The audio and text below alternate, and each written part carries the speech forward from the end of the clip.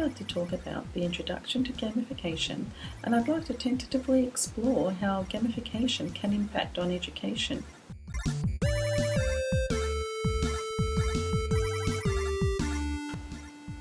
Gamification is a relatively new term coined early last decade. It's the use of game elements in non-game contexts, but this does not mean that gamification should be confused with gaming. Kapp et al. Use word association to illustrate the difference between the two.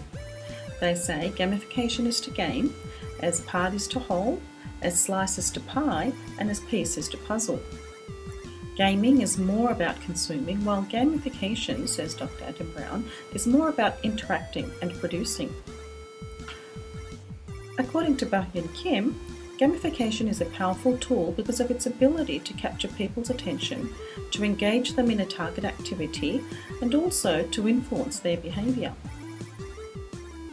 Gamification is used to motivate the user to become more interactive and more engaged with the progression toward a target, and this is done using game elements, which are sometimes made synonymous with fun.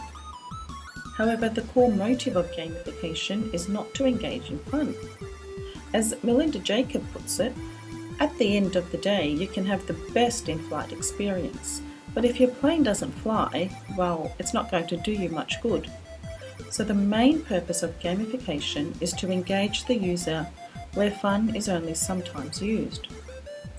Yu-Kai Chu finds that it's not the element of fun in gamification that engages the user, but rather it is the trigger of the human core drives that motivate the user. Chu finds that the success of gamification relies on the activation of these core drives. Chu assembles the 8 core drives for human motivation into his octalysis framework. 1.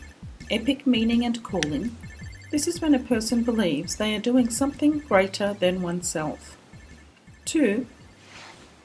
Development and accomplishment. This is the human drive for wanting to make progress and overcome challenges. 3. Empowerment of creativity and feedback. This is when people express their creativity by trying new things and in different combinations. 4. Ownership and possession. This is when people value things more because of their sense of ownership. When people own something, they are motivated to improve upon it. 5. Social influence and relatedness. This incorporates the social aspects that motivate people, including competition and social acceptance. 6. Scarcity and impatience. This is when value is given to something simply because it is rare or exclusive. 7. Unpredictability and curiosity. This is when the irregularity of events increases attention because of its unpredictability. 8. Loss and avoidance. This is when people are motivated to avoid something wrong or negative from happening. So, it is our core drives that drives people forward, and that allows them to be engaged. Currently, there is a prevalent apathetic attitude or crisis of engagement, which is particularly ubiquitous among the younger generation or Generation Z.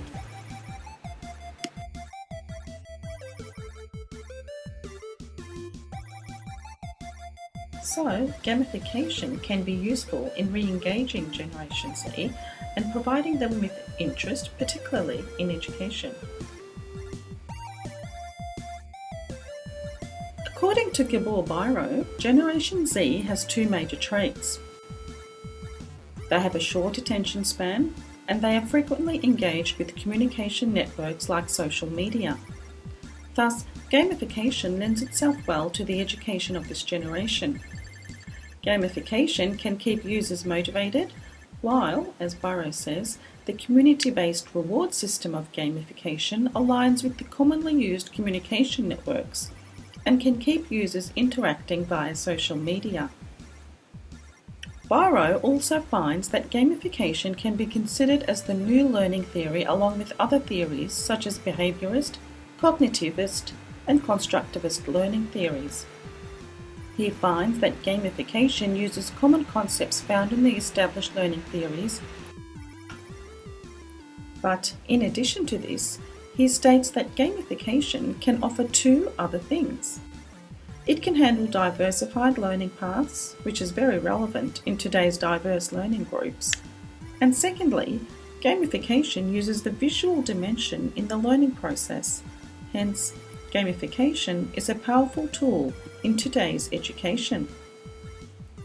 Marcus Leaning did some research on the gamification of an undergraduate media unit, and he found that gamification is useful and that it does enhance student engagement. It also encourages students to work harder so that they can compete and perform better.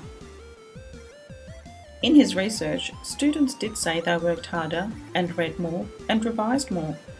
However, this was not reflected in the semester results, and Leaning surmises it was most likely because the gamification elements had only been entered into the delivery aspect of the unit and not in the assessment aspect.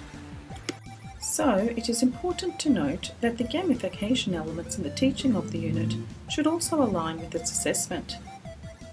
And so, gamification is certainly important to the education of the current generation, where there is a decreased attention span and where digital communication network is rampant. Thanks for watching.